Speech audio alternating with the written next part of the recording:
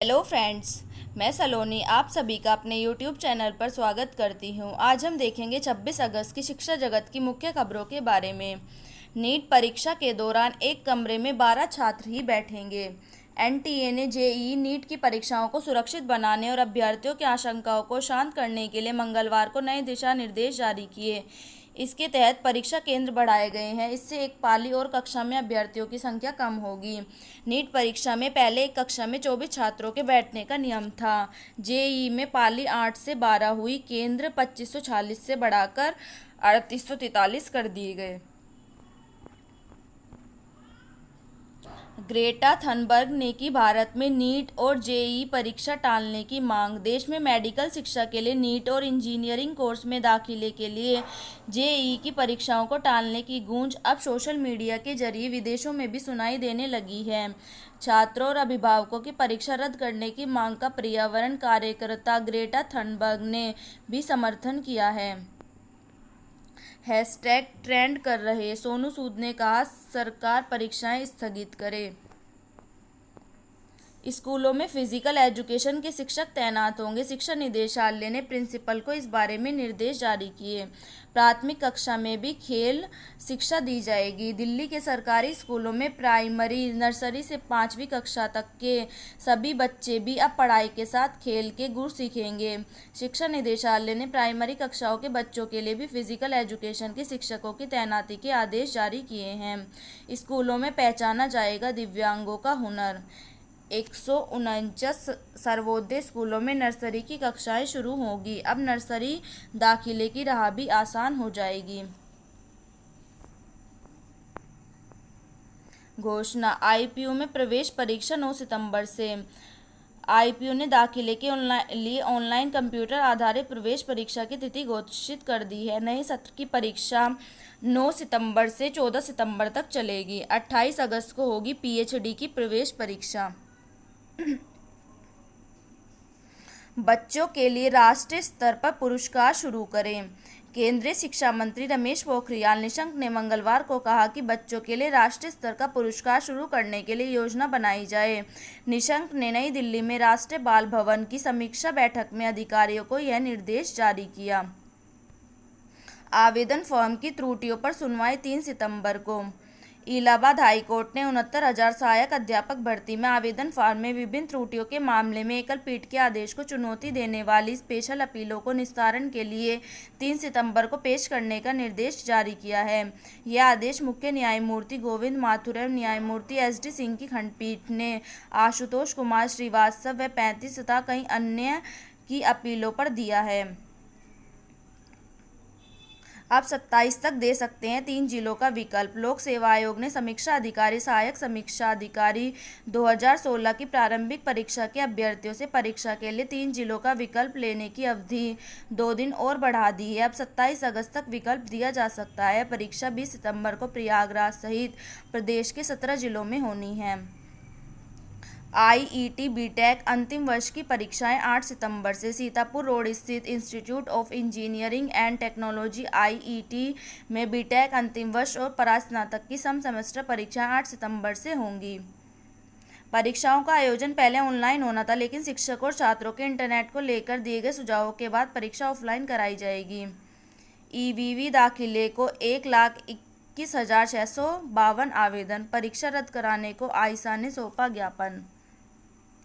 इलाहाबाद विश्वविद्यालय में संबद्ध कॉलेजों के विभिन्न पाठ्यक्रमों में दाखिले के लिए मंगलवार तक कुल 2,33,830 ने ऑनलाइन रजिस्ट्रेशन जारी किया। इनमें से 1,21,652 ने फीस जमा करके अंतिम रूप से फॉर्म जारी कर दिया। ईवीवी के डीएसडब्ल्यू कार्यालय के बाहर हॉस्टल जल्द खोले जाने की मांग धरने पर बैठे एनएसयूआई के छात्र।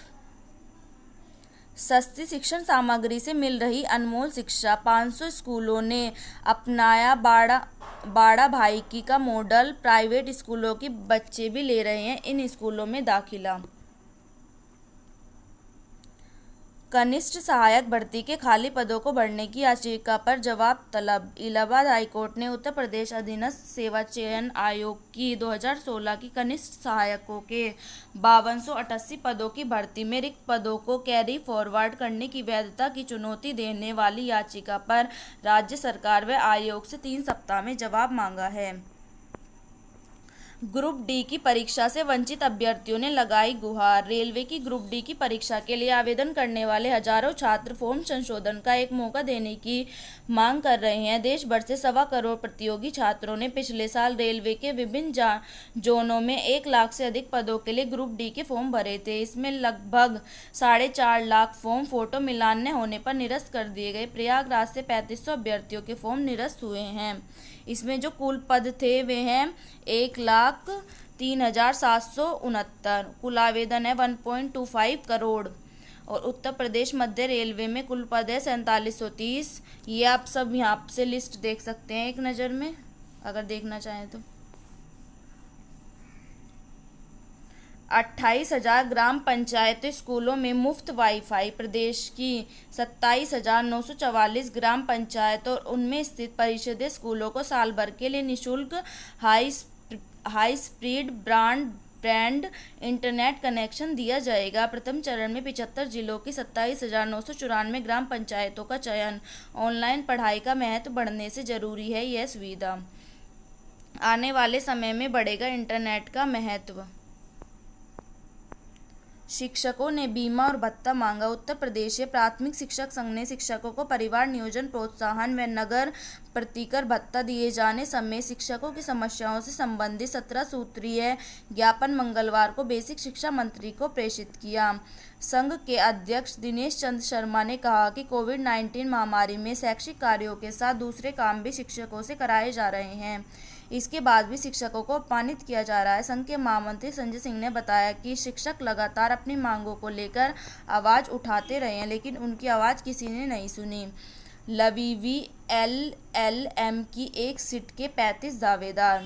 लखनऊ विश्वविद्यालय में एलएलएम पाठ्यक्रम की कुल 60 सीटें हैं। इन पर प्रवेश के लिए कुल 2077 आवेदन आए हैं। इन पाठ्यक्रम की एक सीट के करीब 35 दावेदार हैं।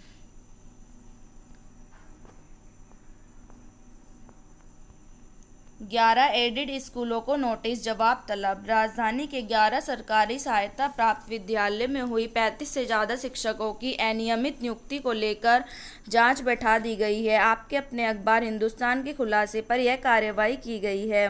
हिंदुस्तान के खुलासे पर शुरू की गई कार्यवाही। अनियमित नियुक्तियों पर DIOS सख्त। डॉक्टोरल फेलोशिप के आवेदन शुरू। डॉक्टर शकुंतला मिश्रा राष्ट्रीय पुनर्वास विश्वविद्यालय ने पोस्ट डॉक्टोरल फेलोशिप और जूनियर रिसर्च फेलोशिप के लिए आवेदन आमंत्रित किए हैं। घर में चल रहा डिग्री कॉलेज और स्कूल। राजधानी के आलमबाग क्षेत्र में बने एक मकान में यूपी बोर्ड का स्कूल चलाने की मान्यता दी गई। इसी मकान में लखनऊ विश्वविद्यालय ने एक डिग्री कॉलेज चलाने की भी अनुमति दी। एक सूचना पर मंगलवार को इस डिग्री कॉलेज की पड़ताल करने पहुंची हिंदुस्तान टीम के सामने इसका खुलासा हुआ। हैरानी की बात यह है कि शिक्षा विभाग और लखनऊ विश्वविद्यालय की नाक के नीचे शहरी इलाके में पिछले 10 से ज़्यादा वर्षों से यह फर्जीवाड़ा चलता आ रहा है। DAV कॉलेज में 30 तक आवेदन। DAV डिग्री कॉलेज में सत्र 2020-21 में BA व BSc प्रवेश के लिए आवेदन अंतिम तिथि में विस्तार कर दिया गया है। अब यहां आगामी 30 अगस्त तक आवेदन लिए जाएंगे। कक्षा नहीं चली तो 70% हाजिरी कैसे संभव होगी। उच्च न्यायालय ने मंगलवार को कहा कि जब पाठ्यक्रम के लिए निर्धारित अवधि में कक्षाओं का संचालन नहीं किया गया है तो छात्रों से न्यूनतम 70% उपस्थिति की उम्मीद करना अनुचित है। न्यायालय ने कक्षा में कम उपस्थिति की वजह से छात्र को परीक्षा में शामिल होने से रोकने के मामले में यह मौखिक टिप्पणी प्रस्तुत की है। तैयारी। ESIC दायरे में 30,000 वेतन वाले भी। केंद्र सरकार कर्मचारी राज्य बीमा निगम के तहत मिलने वाली सुविधाओं का दायरा बढ़ाने पर विचार कर रही है। ESIC बोर्ड ने सरकार को प्रस्ताव दिया है कि कर्मचारियों को दी जाने वाली सुविधा के लिए वेतन की सीमा 21,000 से बढ़ाकर 30,000 रुपये कर दी जाए। तो ये थी आज की शिक्षा जगत की मुख्य खबरें। शिक्षा जगत की मुख्य खबरों से जुड़ने के लिए मेरे चैनल को सब्सक्राइब करना न भूलें। धन्यवाद।